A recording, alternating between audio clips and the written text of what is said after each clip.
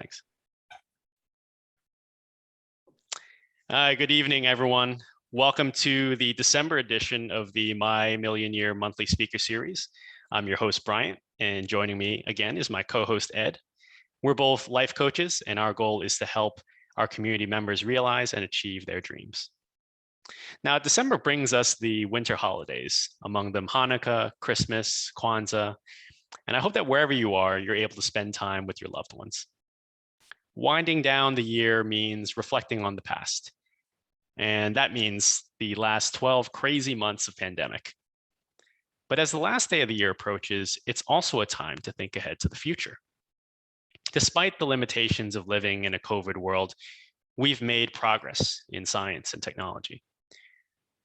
We created vaccines, boosters, medicines to prevent and treat coronavirus. We sent an all-civilian team of astronauts into space with SpaceX, and Facebook went meta. Among the advanced technologies, artificial intelligence is truly a wonder, with the potential to revolutionize the way we live. Like human intelligence, it has the ability to recognize patterns, making it a powerful tool for analysis and decision-making, with applications in multiple sectors: finance, business, science, media. However, AI is also haunted by the limitations of the data that feed it, just like human intelligence, and can fall into the same trap of bias and discrimination. When applied to things like our criminal justice system, the consequences can be very severe. Later this evening, we'll be talking to an expert who can help us navigate the crossroads of technology and the legal system, Patrick Lynn, author of the book Machine See, Machine Do, which just launched on December 13th. But before we dive in, let's go to our financial tip of the month. As Ed presents, feel free to type questions into the chat.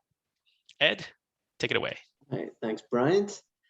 So our final tip of the month of the year in December. We've gotten through a lot of in-depth topics this year. For the last one, we wanted to keep it kind of back to basics in some ways, and just talk about our favorite credit cards that we like to have. So I want to share what we use and why we like them. And also go a little bit into how you should go about thinking about credit cards.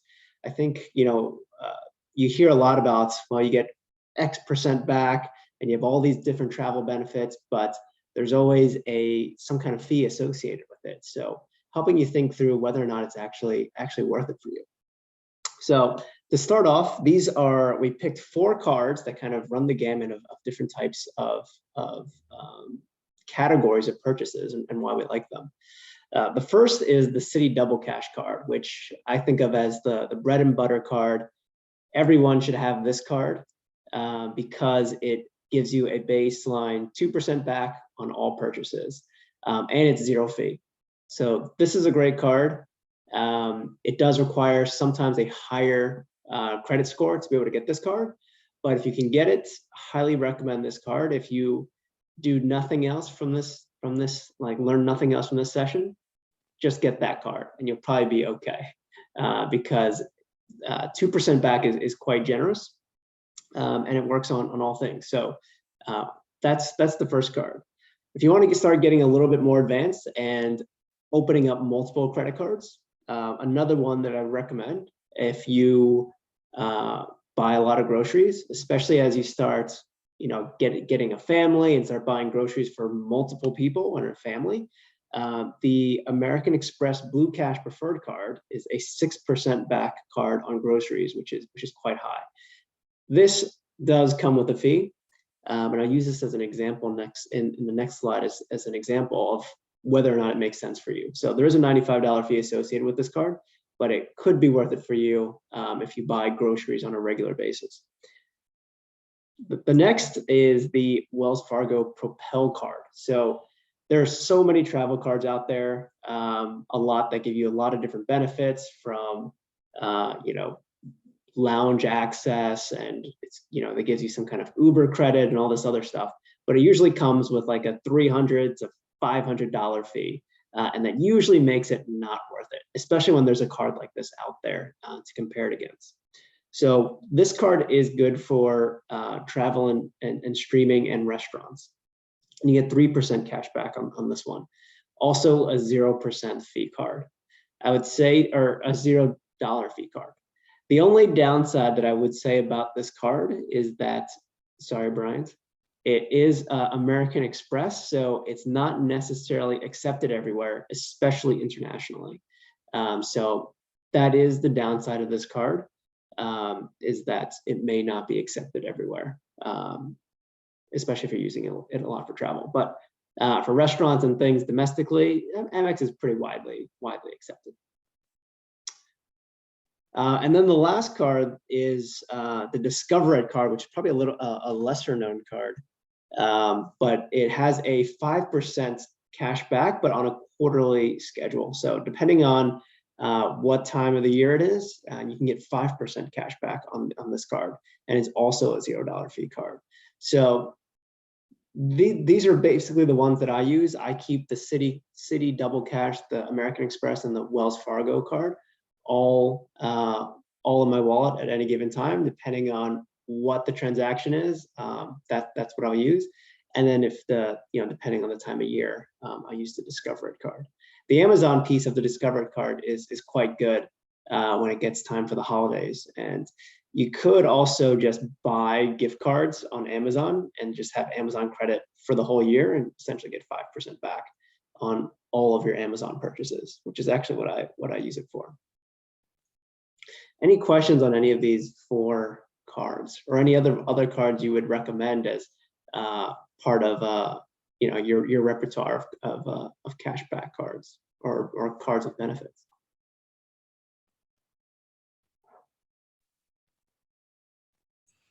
Go ahead. I actually have what is it, a US Bank Cash Plus, which, if I recall correctly, has like a 5%, 3%, and 1% categories, and like you choose them every quarter, which is good if you actually remember to choose them. But you can get, like, I use it to pay for my streaming services because that's one of the 5% categories that you can select. That's the only other one I can think of that like Nice. is actually like in this same category, and it's free. Like, there's no annual fee or anything. Yeah, I think that's the key with all of these. If you can find something that's essentially above 2%, because that's the our baseline that we should operate on all purchases. Yeah, add another card.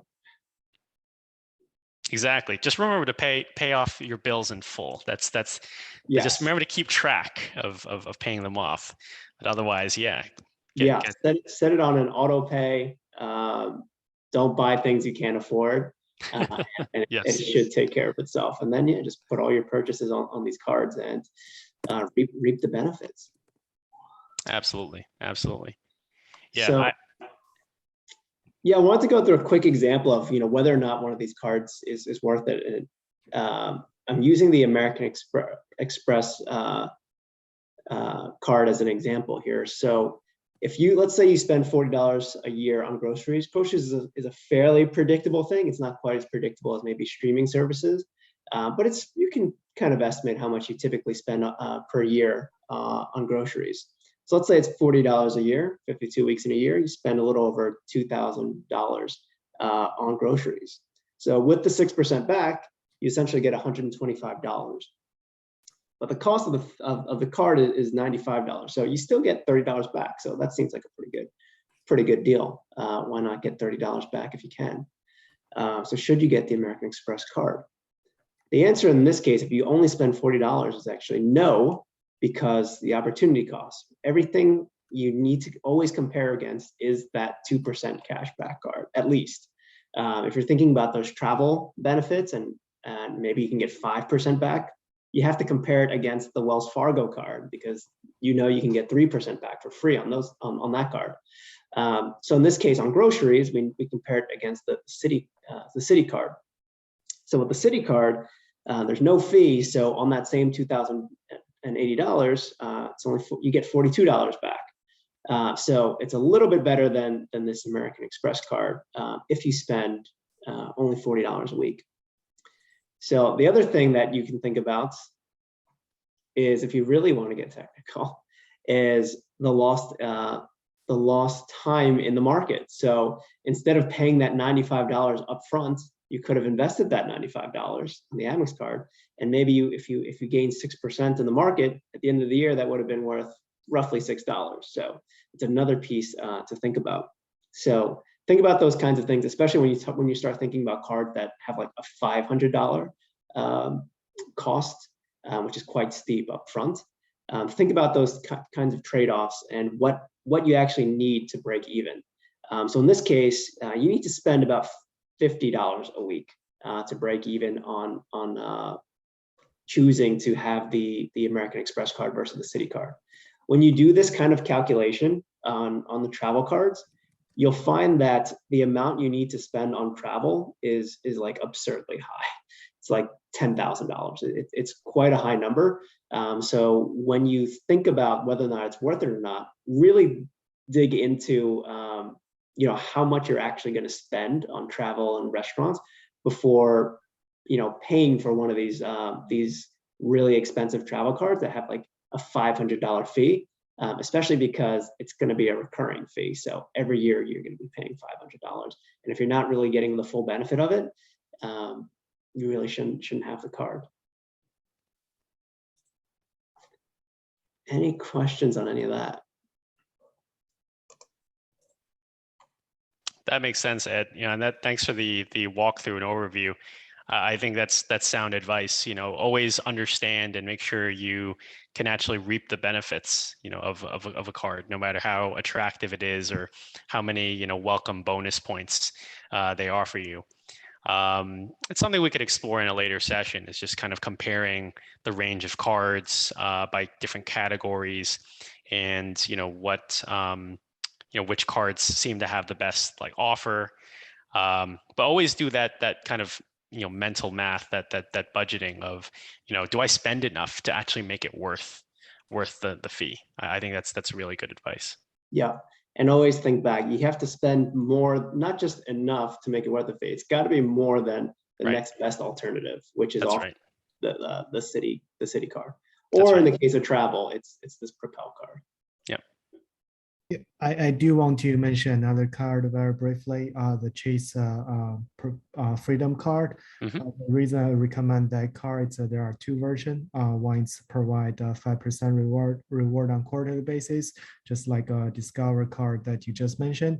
And another card only provide 1.5 cashback, but it does provide like a purchase protection. So I was able to utilize the feature this year. Actually, the purchase I made last year, and there was like a hard drive broke, and the manufacturer was used to repair it, and I was able to get it paid back by Chase. So I do recommend that card as well. That's awesome. Yeah, a lot of cards have these kinds of protections that people don't realize, especially the travel cards, actually, like a trip cancellation, things like that. So there's a lot of benefits for putting things on cards. Yeah, and the Freedom card is another good example of this kind of 5% rotating calendar type card. A lot of times it does align with like the Discover card, but there are sometimes where the categories are like 1/4 off, in which case you just alternate between the cards and you can get 5% for the whole year. Exactly. Yeah, speaking of like the other other benefits, it is important kind of to understand what other insurance benefits your card might offer. A lot of cards these days also are offering rental car insurance coverage, which then makes it easier if you're traveling. You might not need to buy certain types of rental car coverage if your credit card actually does provide that coverage. Of course, you have to use that card to rent the car in order to get the coverage. Another benefit people might not realize they have is insurance over damaged cell phone costs. So you drop your phone, or the screen breaks. Some cards offer $500 or even $600 towards cell phone repair, which you can use. I've unfortunately had to use it myself last year. So accidents happen, and these cards have great benefits. So definitely worth looking into. If you buy the phone on the credit card, you get access to that. If you pay your phone bill with that card, it is eligible. Gotcha. Nice. Good to know. There's a lot we could explore here. I think we could definitely talk about this in future sessions on just different types of credit cards and understanding the benefits. But I think we need to move right along into our next segment. Thank you, Ed, for the financial tip of the month. We are now on to community building. So for anyone who's new to the call, we're going to go into breakout rooms and introduce ourselves to one another. It's a great chance to meet new people and learn things about each other, catch up for those of you who know each other. But we always have a community building question or icebreaker. And today's question is, are you a fan of artificial intelligence? And what do you see as the potential for this technology or the danger? Discuss. Ed, send us into the breakout rooms and we'll be back in about 8 to 10 minutes. Awesome. Welcome back, everyone. I think all of us had a very engaging discussion around AI, but here we are to hear it from the expert himself, Patrick Lin, who I'm going to reintroduce here. So Patrick K. Lin is an author and an expert on artificial intelligence, technology policy, and algorithmic bias. He's worked for the ACLU's Speech, Privacy, and Technology Project, For Humanity, and the AI Fairness and Data Privacy Practice at Eisenberg and Baum. He's a frequent speaker at AI ethics and technology law and policy conferences. While completing his law degree at Brooklyn Law School, Patrick wrote the book, Machine See, Machine Do: How Technology Mirrors Bias in Our Criminal Justice System.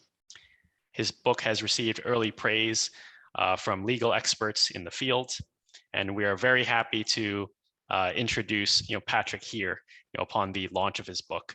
Welcome again, Patrick. Thanks, Brian. Thank you. It's so great to have you here, and as one of our early My Million Year community members, to see you really succeed. And from many months ago when you first mentioned that you were writing this book to seeing it completed and now on shelves is really truly an amazing accomplishment. So first, I'd like to congratulate you on that. Thank you. Thank you. No, yeah, it's definitely been a long and tiring journey, but an enjoyable one too. I think I've had the chance to really meet some really incredible people and include their stories in the book too. So yeah, thank you. That's wonderful. And I will definitely dive into some of those stories. But before we get to your book, Patrick, I think we'd like to hear a little bit more about yourself, your early career, some of which I summarized, but hear from you about how you got into this field and what inspired you to write this book. Yeah, for sure. So yeah, I mean, actually, where we originally met was at EY, and I spent some time there before going on to law school. But even before my time at EY, I actually had interned with the Legal Aid Society of New York during my time in undergrad at NYU. And that was sort of my first introduction, I think, formally to sort of how technology and law, I think, sort of intersect more often than we might think. There, I focused a lot of my work on actually the use of algorithms to analyze forensic evidence and determining whether someone was present at a crime scene or not, and realizing that there were a lot of biases in a lot of the ways that the software is developed. And then I also did some work and research into actually the use of facial recognition and biases that come up with that, especially when used by the government. And so that was, back like 2015, 2016. And since then, I've really sort of, I think, just fully immersed myself in this space. And so in the book, I focus mostly on, I think, just like 3 broad categories: policing and surveillance, evidence analysis, and then also the ways algorithms are used by in the judicial system by judges to make decisions about things like sentencing, whether someone should be given parole or probation, things like that. And so that's sort of the space that I focused on over the past several years. Those are three very interesting use cases for AI that I think we probably don't hear about as often as we should, given that AI can be used in so many different ways, but seeing it applied in society to make real decisions that directly can affect a verdict or a sentencing, as you mentioned, is really quite interesting.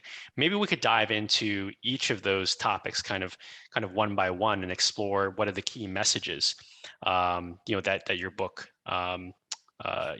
provides. So with policing and surveillance, what do you say there? What did you find in writing your book? Yeah, so I look at a bunch of different technologies from computer vision to facial recognition, but I think the application I think is particularly scary, and we're talking a lot about in our breakout room we've talked a lot about sort of like inspiration from sci-fi movies, things like that. Is predictive policing. Actually, I think the use of algorithms to sort of make predictions about where crime is most likely to occur. And so, we have like a Minority Report kind of situation. I think that's a really common reference in a lot of, I think news articles and outlets. They make that kind of connection. Is that now we're trying to have law enforcement sort of predict where can we most efficiently, use our resources, and how can we, in a way, try to prevent crime before it happens. The issue there, though, is that when you're relying on historical data, is that you're going to oftentimes police the same neighborhoods over and over again. And I think when you think about where the data originates from, right, law enforcement, we are, I think, still reckoning with sort of how, racist and prejudicial policing practices have affected different groups of people in different ways, right? Where, we've had like the war on drugs, we've had the stop and frisk, policy in New York City. And those have, traditionally targeted Black and Latinx people, especially men. And so when you have policing practices like that, where arrests are being made for a certain demographic in certain neighborhoods, what we've seen is that with predictive policing models, the same neighborhoods are being, policed over and over again. The same arrests are being made over and over again. And I think it primes police officers, I think, to, look for crime rather than to actually prevent it. And I think that also erodes trust between police and the community, right? Right. So almost in a way, because they're always there and looking for it, somehow they always find it, maybe whether it's truly there or not. That's very shocking. How do these models actually work? What kind of data is being fed in? Is this like, is somebody uploading a report paper? Is this being, quantified in some way and then fed into a model? Yeah, so it starts off with sort of how the models first developed. Actually, the most popularly used predictive policing system in the United States is it's called PredPol, which just stands for predictive policing. It was actually created first in California by the LAPD in partnership with a professor of, I think, anthropology at UCLA. And he actually used a model that's used to detect and predict where earthquake aftershocks are most likely to occur. And the way they trained that initial model was, okay, looking, historically at where, California earthquakes happen very frequently. And so looking at sort of where aftershocks are coming up after an earthquake has occurred, and sort of predicting where, certain, regions or towns or cities might have to evacuate. That logic makes a lot of sense, right? And so using that same logic, now that was repurposed with, okay, let's look at where police are making arrests, right? Specifically for like really low level crimes, things like, panhandling, fare evasion, prostitution, drug use, things that oftentimes are actually victimless crimes too. And so where are police making arrests? And then using that data to predict where should police be patrolling. And I think that sort of leads to the same issues that we were talking about earlier, right? You're going to see sort of this feedback loop. Right. So I guess, a real limiting factor is that, there is this historical bias. I like what you said about feedback loop, because as they continue to make more and more arrests or find crime in the same areas, the model is only going to bring them back to the same places. Is that correct? Yeah, it becomes this sort of self-fulfilling prophecy, right? Where we're relying on historical data that is already, biased due to whatever police and practices that have been in place, and then you're just going to continue doing the same thing over and over again, right? And that reinforces the data, and that sort of the assumptions that you are making, that continues to feed into your future practices. So you're not actually improving your policing practices, you've just learned to replicate them over and over again. Right. And it doesn't seem like, given it was based on a model for predicting earthquake aftershocks, is there a way to feed in almost the negative, feed in the data to say, oh, this area, is better, or to factor in changes, in areas? Like, is there a way to say, oh, actually, this area is better now. Like, we shouldn't go back here. Like the crime has gotten better. We shouldn't go back to this area. Is there any way to correct for, changing, demographics, for an area? Or Yeah, I think that's really difficult when Right. you're using that software to make decisions for the future. And I think that's something that I try to get at in the book too, is that Mhm. it's I think people who sort of ring the alarm about how technology is awful and evil, I don't think that's the right approach either, right? Because I think technology offers a lot of potential and opportunity. But I think at the same time, a lot of the issues that we're seeing in technology are rooted in human decisions and behaviors, right? Right. Policy making decisions that I think are counterintuitive. And so I talk, especially in the policing and surveillance space, I talk a great deal about how we need to rethink sort of what kind of relationship we want police to have with the communities that they're a part of, right? If we're priming police officers and saying, hey, patrol this particular area of 5 blocks, we think there's going to be a crime there, just based on what the model is saying. Again, I think you're priming an officer to go looking for issues Mhm. when there might not be, right? And I Right. think that creates a level of suspicion between Right. officers and the people that they're meant to be, I think, taking care of and protecting and serving. And you're not seeing that now because Mhm. you have sort of this blind faith in the machine and this technology, and you're not really questioning sort of how can we use this in a way that's a bit more aspirational, right? I think we're just sort of, something that I talk about is we shouldn't just be automating processes, we should be a bit more aspirational, thinking about how can technology be used to improve things rather than just to make them faster or more efficient. Because I think technology can do more than just that. I like what you said there, to be aspirational, not just automating. Somehow, when we only automate, we take some level of thinking outside of it, right? Just to kind of repeat the same routines over and over, which is kind of what's happening right now, is just reinforcing our existing behavior and maybe not seeking ways to actually improve the situation. It's very interesting. Yeah, and I think I think there's a lot of really great arguments for automating a lot of things, right? Like even like Google, right? Like be able to search a million websites with a click of a button, right? Like that's incredible. We don't have to sit in the library all day looking for whatever we're trying to look for, right? Like that's incredible. Being able to build a car with just machines, like Right. that's a huge feat, right? Yes. But I think when we automate things in the justice system, right, where I think you aren't, I think computers and machines are really great at doing the same task over and over and over again, right? In terms of automation. I think when you're asking someone to make an exception or to consider outliers or to think, okay, what is the full picture of, some subjective, qualitative things that we think about, that oftentimes will be missing, right? And so that's sort of where, do we want to be using technology in this way? How can we be using it in a way that's different and maybe more beneficial and productive for society? Right. Right. Let's move into the next area that your book covers. You said evidence analysis. Can you tell us more about what that is? Yeah, so this piece actually, it's a little bit of AI, but also I think a lot of about this sort of cultural idea that we have about how DNA evidence is kind of infallible, right? I think because of shows like CSI and all these other crime procedurals, right? We have this idea that, oh, if there's a blood sample or some sort of genetic material at a crime scene, like that's got to connect that person to that crime scene for sure. And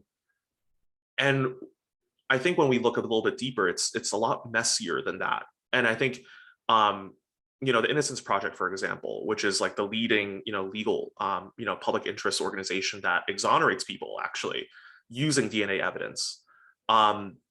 What they've found is that in their history of doing the work that they do, something like almost 2/3 of all cases that they've worked on, the people that they're actually exonerating were first falsely convicted because of faulty or inappropriate use of DNA evidence.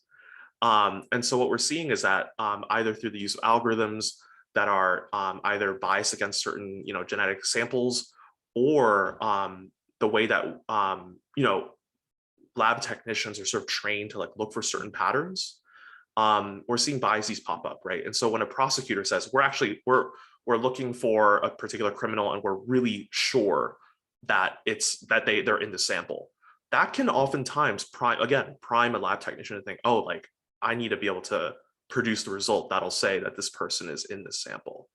And we've seen a lot of cases like that, and it's really unfortunate that we're seeing science being used in this particular way. That's kind of perplexing because we kind of are under this idea that let's say you find a hair at the scene of the crime, or a fingerprint or something, and you're supposed to bring it to the lab and say, oh, compare this against our list of suspects, and if they're in there, then they were there, they did the crime. How can there be bias in the analysis process? Right. And so I think DNA and like forensic evidence is really, really good at sort of this one-to-one matching, right? I think the example you just gave, that's really good for one-to-one matching, where it's like you are able to find the person who is a suspect and you're able to match to that particular DNA set, right? Like that's very clear. I think where it gets messy is when there's multiple DNA samples at a crime scene, and it's not so clear now who was there. For example, the New York City algorithm they were using for years actually said, well, if a genetic sample is associated with a person who identifies as Asian, there's actually a lower likelihood that they're in the sample, because actually when we looked under the hood, we realized that it's because they had so few Asian samples in their training model that it wasn't representative of what was actually of New York, or of like an actual representative data set. And they actually were over-inclusive with how many Black and Latinx individuals to include in their training model. And so now what we're seeing is, if you are Asian in a data sample, in a genetic sample, you're actually less likely to be at the crime, the scene of the crime. But if you are Black, all of a sudden there's this arbitrary increase in your likelihood of being in that sample size. And that software was used for years and years and years, and actually thousands of cases, criminal cases, use that software to actually convict people. And that software was used right up until about 2016, 2017. Oh. And so that's an instance where it's about how the original software was produced, and the training that was done to it. We have to use representative data sets, right? Right. So because there was a lack in this example, there was a lack of Asian sample DNA to train the models on, and probably an overabundance of Black and Latinx, whether that's intentional or non-intentional, the models were trained on it. They were looking for those patterns more often, right? And therefore more likely to identify those at the crime scene. Yeah, that's right. And I mean, there were a lot of other issues, but for example, they only categorized people in the data set as either I think white, Asian, Black, or Hispanic, as if those are the only sort of four identifiers that exist. Right. And it wasn't like they collected samples from people who sort of like voluntarily provided their data or whatever, right? They collected their data from a morgue. And actually it wasn't like the person was able to say, I am from this background, I am not mixed race, I am not whatever it might be. It's whoever created that software, whoever they hired to collect the data, it's them identifying like, oh, this person looks Asian or this person looks Hispanic, and making determinations that way. And that's sort of how they built their data set. Also extremely problematic in that the way that they did that too. Right. I want to get to the last area of your book before we jump over to questions from the audience. This one particularly interesting: algorithms in the judicial system to determine sentencing. Tell us more about that. Yeah, so back in 2016, there's this really interesting article by ProPublica talking about this software called Compass. And what they do is actually they produce what is called like a risk assessment, where after police arrest someone, they insert their like defendant profile into a system. So everything from their income, the zip code they live in, whether they're employed or not, what their occupation is, their marital status, everything, right? And including things like where they past criminal history, which I guess you could argue that's relevant information to know whether someone's going to commit a crime or not in the future. But also things like arrest data, which again, what we've talked about is decisions about who to arrest and when to actually arrest someone. That has a lot to say about policing practices too, rather than just about the individual being arrested. But all of this information was being used and put into a model, and the model spits out a number, and it's a number between 1 and 10. And so sort of 10 being you are high risk, 1 being you are low risk of committing another crime. And judges were using this for everything from whether someone should be in jail before their trial to how long someone's sentence should be. If there's a high likelihood this person might commit a crime again, should we be more severe in the way that we sentence them, right? But again, with things like, when you're accounting for like socioeconomic status and things like that, there are a lot of proxies with race, right? Employment, opportunities, things like income, things like education level, those are in zip code. Those are all things that are tied very closely to someone's ethnic or racial identity. And that also creates this bias as well in sort of how judges, I think, making these really, really high impact decisions, and oftentimes relying on data that and algorithms that have their own biases too.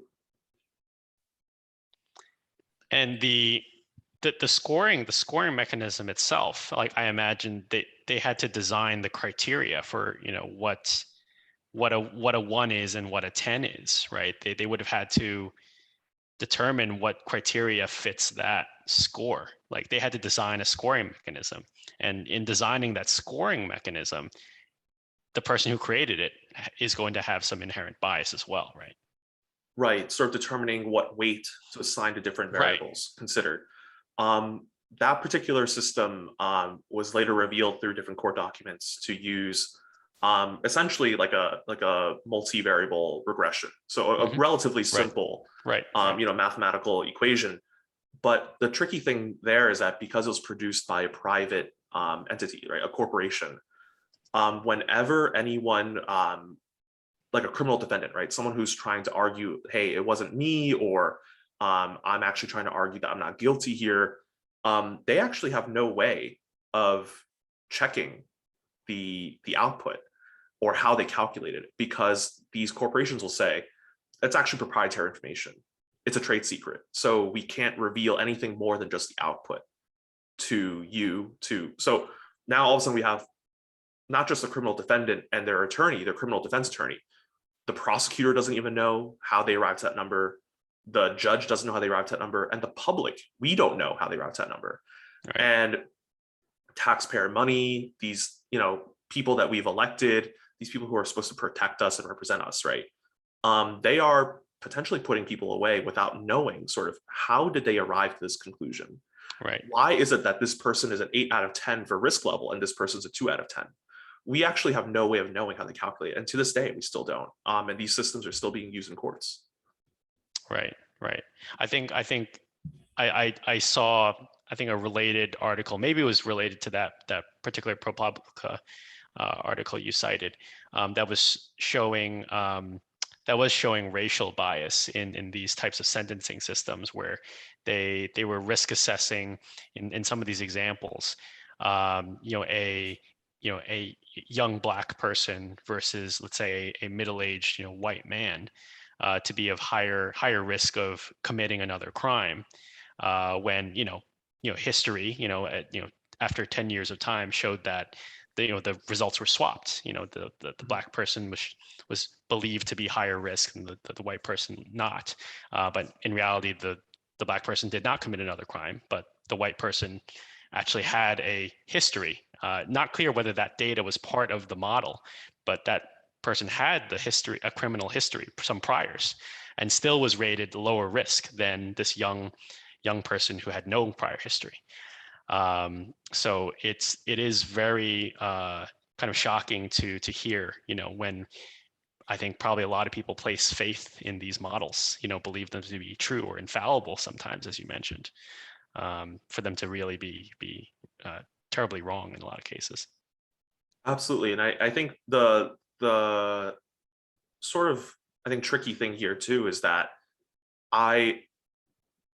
both from, I think, evidence and research that I found, but also from just maybe my own hopeful optimism, is that in a lot of these instances, right, I'm sure the original intention of introducing these, systems and this technology in this space is for, I think, the right intentions, right? In policing, it's like, okay, well, we have only a certain number of police officers, we have only a certain amount of funds to use. How do we use that in the most efficient way? How do we make sure that we're using, we're setting police to the right places? For evidence, it's how do we, if we're going to be putting someone away in prison based on a crime that they've done, how do we improve the certainty of, putting away the right person in that instance, right? Right. And then in the judicial system, how do we, again, right, with the limited resources we have available, how do we allocate resources in the right way? How do we, again, create a higher level of certainty when making decisions, which are all, I think lofty and important goals. But again, I think when you're relying on the past so much, which, that's, a lot of people argue, right? Well, these formulas or these systems are mathematically sound. They're producing the outcome based on, math that is correct and the logic is sound. But I think what we always forget is the human element of it, right? That again, like, we create the data that is ultimately being used to train these models. Right. And if we have our own biases, which we do, right, in the policies that we pass, in the way that we treat people, in the way that we think about punishment and crime and things like that, that ultimately informs the way that the technical system works too. Right. And the big motivation for writing the book is to remind people that the data is not separate from us. Right. We are the data. Right. Kind of a garbage in, garbage out situation, or the system works as it was intended to. It just wasn't built right. Exactly. All right. I want to make sure we have some time for questions from the audience, because I could go on for forever and ever. So any questions from the audience for Patrick? I'd like to open the floor. I guess, like, for me, can everyone hear me? Yes, go ahead. Okay, Go my ahead, screen's not lighting up. I guess this is like more like a comment, but like, Patrick, based on what you just described, it kind of reminds me of like finance, how, you have like the CAPM, the capital asset pricing model. You have like ratios, like the price to earnings ratio. And like, for any analyst looking at that, if they're deciding on whether or not to invest in something, they can't just simply look at what a formula spits out. They still need to use their discretion. So that's what it reminded me of. And going back to, like criminal cases and stuff, I'd imagine like the judge ultimately, like in terms of sentencing, like the judge decides the sentencing, right? So like I'm just wondering, like, is there, and again, it's like less of like a question, is there like something where if they see a judge who just sentences based off of like the formulaic approach, that perhaps they may, I don't know if punish is the right word, but then they get notice and then they refer like less cases to them. Yeah, I guess just to quickly, yeah. So no, there isn't really like a remedy in a case like that, right? I think the closest thing we have is, oh no, we've accidentally convicted someone who maybe shouldn't have been, and they get exonerated later down the line, but they've had to serve time in prison, right? And that's something that can't be, you can't, in some cases people are able to win, a monetary damage or something, right, in a civil suit, but they've lost that time, and that's something that we can't get back, right? And the tricky thing too is that judges are also biased, right? Right. Historically, judges, they're people, they have, they carry their own biases. They're still, it's a predominantly, white dominated, area where, I think something like 75 to 80% of all judges are still white. Asians are the least represented on the bench, for example. And so there are a lot of issues there too, but you're right. The judge does ultimately say, what the sentence should be and things like that. But an important procedural part about sentencing is that when judges hold a sentencing hearing, they actually invite the families and friends and people of the community for the person who's going to be sentenced. And actually everyone from your mother to your friends, to your coworkers, they actually have the opportunity to say sort of, this is how it impacts our community in this way. This is how it affects our family. We rely on this person for our livelihood or for whatever. An algorithm's not going to do that, right? A judge can say, well, I actually want to be a bit more lenient here, right? But an algorithm won't account for those things, right? And so that's sort of also where there are issues. Okay, I guess so. It's basically like, there's already biases in the criminal justice system, like you mentioned, and having like AI and stuff like this doesn't cut it down. Yeah, it's yeah, I think again, like we're automating, right? We're not improving necessarily. Tim, you had a question. Yeah, I guess one of my other questions with regard to AI is we're kind of talking about how it's biased because of the data that it's trained with, or even just because of the people operating with it, or that the data that the AI algorithm finds independently to be relevant is racialized, like zip codes and stuff like that. I guess the question is like, what do we do in the circumstance where the AI or even just like the best practices algorithm like comes to an outcome that actually is, or the optimal outcome actually is racially disparate? Like, if you're coming up with an algorithm of like, how frequently do you stop and frisk like white people versus black people or something like that, and the algorithm goes, oh well, they're like twice as likely to commit crimes, we should stop them twice as much. Because I think a lot of people don't understand that even if it's an unbiased algorithm and is coming to a quote unquote optimal solution, that there's like a hidden cost in there being racially unequal outcomes. Like that's inherently bad too. So what do you do with like AI to steer it away from those kind of conclusions too? Yeah, no, Tim, I think that's a really good question. It's a difficult one too.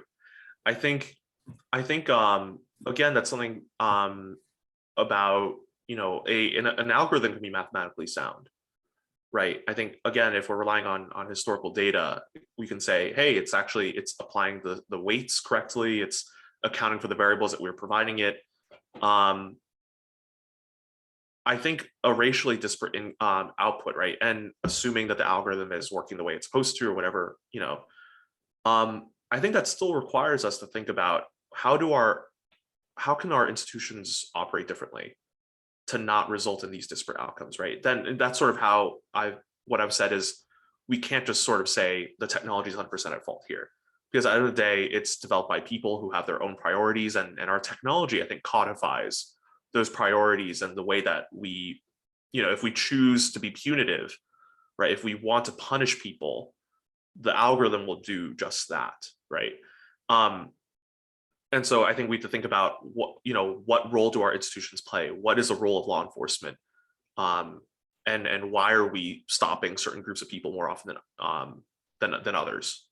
I know that doesn't fully answer your question, and I think it's certainly a complicated one, and something that I think a lot of people who have certainly spent a lot more time in this space than I have still don't have an answer to it yet. But I think it comes down to not just looking at the technology. I think it comes down to having to rethink the way our institutions operate. So in a way, even if it is the optimal algorithm that's spitting out these potentially divisive results, we should be asking ourselves, what could society be doing differently to prevent these kind of outcomes? What could we be doing better to improve the situation and change kind of the mindset of, I like what you said about, this mindset of how we view punishment, how we treat criminals, versus, potentially rehabilitation in a way. There's something about the way we operate our justice system that drives how we create these AI systems in the first place. So if we changed our mindset around what justice is and how we want our justice system to work, we might have algorithms that do something very different in the future. Maybe that's a hopeful way to think about it. Yeah, I mean, I guess it's the difference between trying to be like race blind and then actually anti-racist, right? Like like race blind algorithms could still produce like racially disparate results, but what you want is a system where, I feel like what we have is a system where, like, even when everyone's trying not to be racist, we get really racist outcomes. When like a more ideal one would be, even when people are consciously trying to be racist, you get unbiased outcomes. And I don't know if we figured out how to make any institutions that actually do that. Yeah, and I totally recognize how I think lofty and idyllic my solution is, and I think that I think that's going to take generations and generations to accomplish. But I think the work still has to start eventually, right? I think again, I think the race blind versus race conscious decision making. I think we've seen that in things like college admissions, for example. I think is a really good example of it, right? Where we have a lot of people who argue, well, actually, isn't affirmative action isn't that racist, because now we're treating a certain group differently, right? And we are providing them with a more beneficial outcome than other groups, right? But I don't think it's that simple. I think we have to think about things historically again, and a little bit through like a sociological lens here. And why does affirmative action exist? And I think that's sort of where there's a difference between equality and fairness, right? I think when you're treating everyone the same way, I think you miss out on the fact that different people need different things. Right. And that's again where it's automation isn't going to account for that, right? I think you need to think about and that's costly, right? That's difficult to do, to account for the fact that everyone individually has different individual needs and wants, and their situations are different. But I think that's where I think when we try to automate justice, we miss out on these nuances. So as we kind of wrap up here, Patrick, where do we go from here? This is, I think the research that your book yielded is, a lot of challenges and issues in the current system. But where do we go from here? How do we forge a way forward that's a little bit less bleak? Yeah, no, and bleak is definitely, I think, a word that would describe sort of the current state of affairs. I think when I was writing this book, when I got to the very end, I was thinking, wow, this is terrifying and sad and scary. I don't want to end the book this way, right? I think I don't want to just provide everyone with sort of, this is how awful things are right now, and just leave it at that. So again, I think technology presents some really, really amazing opportunities. And I see sort of the awareness and recognition of bias in AI in a similar way. I think recognizing that our technology isn't infallible and isn't objective and inherently unbiased, I think that's an important recognition, because if we notice how biased and how pervasive this bias is in these different systems and these different institutions, I think we actually have a really unique opportunity to, I think, address and potentially remedy a lot of bias at a scale that we really have never seen before, right? Because I think even though I focus on criminal justice and the legal system and that particular area, I think a lot of these same issues pop up everywhere. From we are now housing decisions for who to rent or lease an apartment to, that's automated. Mortgage loan decisions, credit card, who gets approved for credit cards, right? Those are all corporate decisions, but oftentimes left to an algorithm to decide. And there are biases there too, right? And so I think recognizing these biases allow us to actually address it in a really big way. And again, I think that takes a lot of time. It takes a lot of effort. I think like any sort of movement or fight against bias and oppression, things like that, that requires a lot of work. And I think this is no different. But I think it's important work, and I think it's worthwhile work. And I think if we think about how difficult it'll be or how long it'll take to get there, we'll never start, right? And so I think it's important to start. Absolutely. Absolutely. Patrick, where can we get your book? Yeah, actually, let me pull up the link. Right now it is up on Amazon. It should be available in other places pretty soon. But that's sort of, I think, the fastest way to get a hold of it. I have an ebook as well as a paperback version available now. But yeah, I'd love for you to read it. I'm always down to talk about it. And so you can find me on like LinkedIn and whatever too. But I'm always open to having conversations about this. I think it's a super, super important topic that I think gets overlooked a lot. Fantastic. Well, Patrick, I pre-ordered my copy, so hopefully that'll be arriving any day now. I wanted to thank you so much for bringing this important topic to our attention, with your book, and to speaking with the community here, answering our questions, and really highlighting a challenge that we're going to have a tough time overcoming, but I believe we can do it if we keep talking about it and trying to find a different way to do things than the way we've been doing them before. So thank you so much. Thank you. And I appreciate all the questions. Thank you. All right. Thank you everyone so much for joining our December edition of My Million Year. We're so thankful again to Patrick for joining us and launching his book. This is our last session for the year. So for everyone out there, happy holidays, stay safe. Hope you get to spend time with your loved ones, and we'll see you in 2022. Take care, everyone. Thanks, guys. Thanks, Pat. Yep, Bye, thank everyone. you. Bye, everyone. Take care.